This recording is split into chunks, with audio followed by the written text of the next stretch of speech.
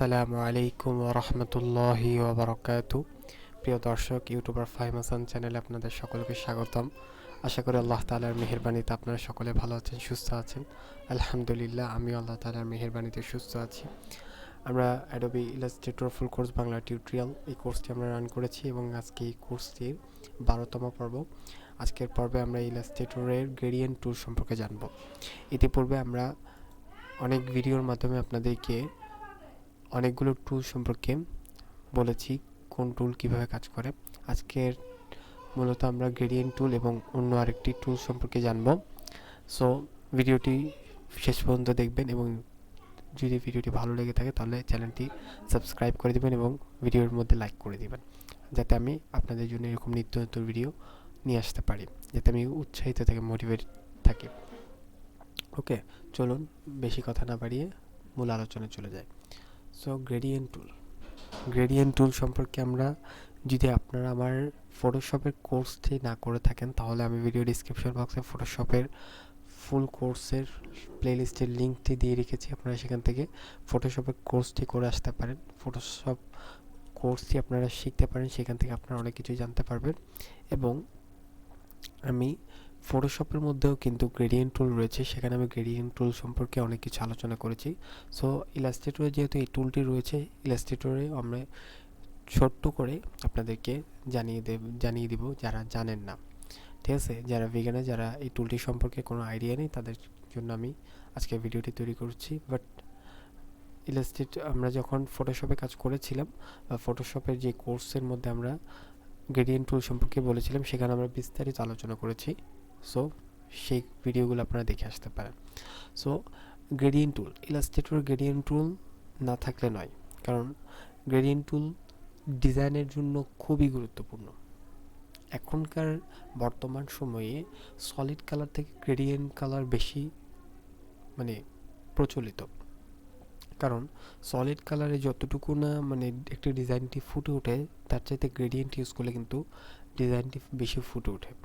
এখন আপনাদেরকে যদি আমি গ্রেডিয়েন্টের কিছু ডিজাইন আপনাদেরকে দেখাই তাহলে আপনারা হয়তো বুঝতে পারবেন। আমি যদি লিখি গ্রেডিয়েন্ট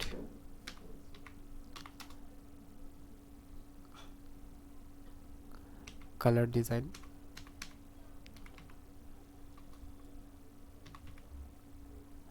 গ্রেডিয়েন্ট কালার ডিজাইন, এখানে দেখুন বিভিন্ন ছবি আপনার সামনে চলে আসছে। সো এই কালারগুলো দেখুন, একটি সলিড কালার দেখতে যতটা না সুন্দর লাগতো, তার চাইতে বেশি একটি গ্রেডিয়েন্টের সৌন্দর্য কিন্তু অনেক বেশি। এই দেখুন, এখানে দুটি কালারের কম্বিনেশনে একটি গ্রেডিয়েন্ট তৈরি করা হয়েছে। লোডিং নিচ্ছে।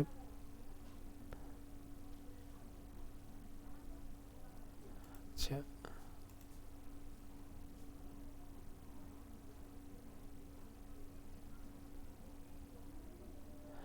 এখানে দুটি কালারের কম্বিনেশনে একটি গ্রেডিয়েন্ট তৈরি করা হয়েছে। এখানে আমি একটিকে যদি রিমুভ করে দেই,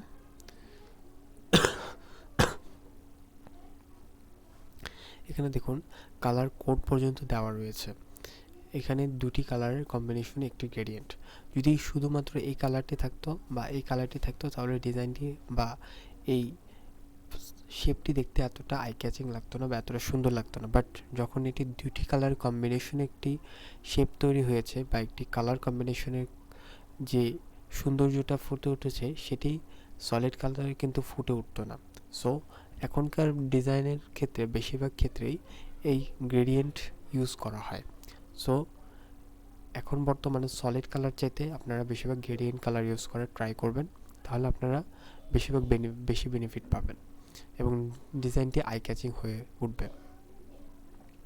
এখন আমরা আমাদের সফটওয়্যারে যদি ফিরে যাই, সফটওয়্যারে ফিরে যাওয়ার পর আমরা আমাদের গ্রেডিয়েন্ট কীভাবে ইউজ করতে পারি, কীভাবে অ্যাপ্লাই করতে পারি, অল বিষয়ে আমরা জানব। সো সর্বপ্রথম আমরা একটি শেপ ক্রিয়েট করে নিই এবং এই শেপটি মধ্যে যদি আমরা দেখি, এই শেপটি এখন বর্তমানে কোনো কালার দেওয়া নেই। আমরা যদি গ্রেডিয়েন্ট যেই টুলটি আছে সেটির শর্টকাট হলো জি, আপনারা জি প্রেস করেও এই গ্রেডিয়েন্ট টুলে চলে আসতে পারেন। এখন আপনারা কিন্তু এখানে গ্রেডিয়েন্ট টুলটি পাবেন দুইভাবে। একটি হলো এখানে উপরের দিক থেকে গ্রেডিয়েন্ট টাইপ এখান থেকে পাবেন, এবং গ্রেডিয়েন্ট টুলের মধ্যে ডাবল ক্লিক করলেও আপনাদের সামনে একটি পপ আপ চলে আসবে। এই পপ আপের মাধ্যমে আপনারা কিন্তু এই গ্রেডিয়েন্টটি ইউজ করতে পারেন। দেখুন আমি যখন এখানে ক্লিক করলাম তখন এখানে গ্রেডিয়েন্টের একটি কম্বিনেশন চলে আসলো। এরপরে এই যে পপ আপটি রয়েছে, এই পপ আপের মাধ্যমে আপনারা কিভাবে করে গ্রেডিয়েন্ট ইউজ করতে পারবেন বা কিভাবে করে আপনার ডিজাইন গ্রেডিয়েন্ট অ্যাপ্লাই করতে পারবেন, অল বিষয় আপনাদেরকে বুঝিয়ে দিচ্ছি। এই যে গ্রেডিয়েন্ট রয়েছে, এই গ্রেডিয়েন্ট মূলত কয়েকটি কালারের কম্বিনেশনে, শুধু দুটি কালার নয়, আপনি অনেকগুলো কালারের কম্বিনেশনে একটি গ্রেডিয়েন্ট তৈরি করতে পারেন। সো কীভাবে তৈরি করবেন, এখানে দেখুন একটি কালার বক্স রয়েছে, অর্থাৎ গ্রেডিয়েন্ট স্লাইডার রয়েছে। এটিকে বলা হয় গ্রেডিয়েন্ট স্লাইডার। এই গ্রেডিয়েন্ট স্লাইডারের মধ্যে দেখতে পাচ্ছেন এখানে একটি বৃত্তাকার রয়েছে। এই বৃত্তাকারে যদি আপনি ডাবল ক্লিক করেন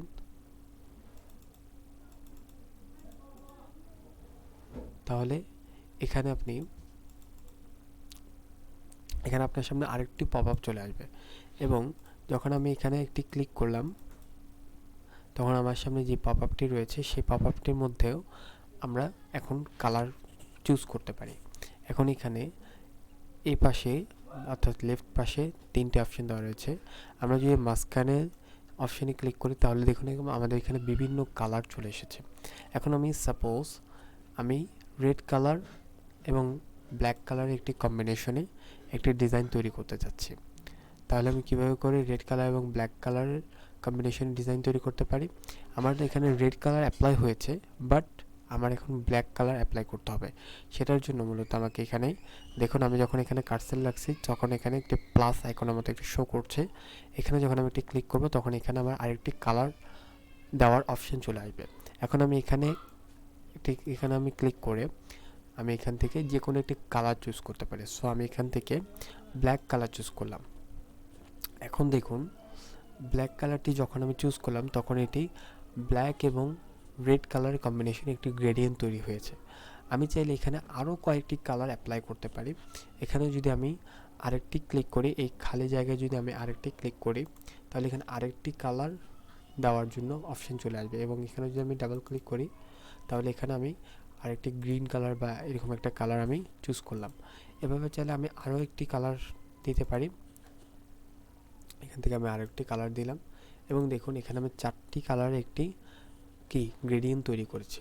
এখন আমি যদি এটাকে একটু অফ রাখি বা এটাকে একটু সাইডে রাখি, এরপরে দেখুন আমি এখানে যে গ্রেডিয়েন্টটি অ্যাপ্লাই করলাম সেই গ্রেডিয়েন্টটি কিন্তু চলে এসেছে। এখন আমি চাচ্ছি এই গ্রেডিয়েন্টটিকে বিভিন্ন অ্যাঙ্গেলে আমি এই গ্রেডিয়েন্টটিকে অ্যাপ্লাই করার জন্য। সো কেমনে করতে পারি, আমি এই গ্রেডিয়েন্টে এখানে চারটি কালার চারটি অপশন দেখতে পাচ্ছেন। এই অপশনগুলো আমি ধরে আমি বিভিন্ন রকম করে করতে পারি। আমি এরকম করে তারপর বিভিন্নভাবে রোটেট করে আমি এগুলোকে করতে পারি, নিজে মনের মতো করে আমি এগুলোকে নিয়ে কাজ করতে পারি। ঠিক আছে, সো এভাবে করে মূলত গ্রেডিয়েন্ট অ্যাপ্লাই করা হয় বা গ্রেডিয়েন্ট নিয়ে কাজ করা হয়। এবার গ্রেডিয়েন্টের আরও কিছু অপশান আমরা দেখব। যদি আমরা গ্রেডিয়েন্ট অপশানে আবার চলে যাই, গ্রেডিয়েন্ট টুলে যদি আমরা আবার চলে যাই তাহলে এখানে আমরা লিনিয়ার যে গ্রেডিয়েন্ট আছে সেটি আমরা ব্যবহার শিখলাম। এর পাশে আমরা যেটি রেডিয়াল গ্রেডিয়েন্টটি সম্পর্কে আমরা জানব। রেডিয়াল গ্রেডিয়েন্ট বলতে কি? রেডিয়াল গ্রেডিয়েন্ট বলতে আপনার যে গ্রেডিয়েন্টটি সেই গ্রেডিয়েন্টটি মাঝখানে শো করবে, অর্থাৎ বৃত্তাকারের মতো মাঝখানে শো করবে। সো আমি মাঝখানে মনে করুন আমি রেড কালার শো করাতে চাচ্ছি। সো এখানে দেখুন এখন মাঝখানে রেড কালার শো করছে।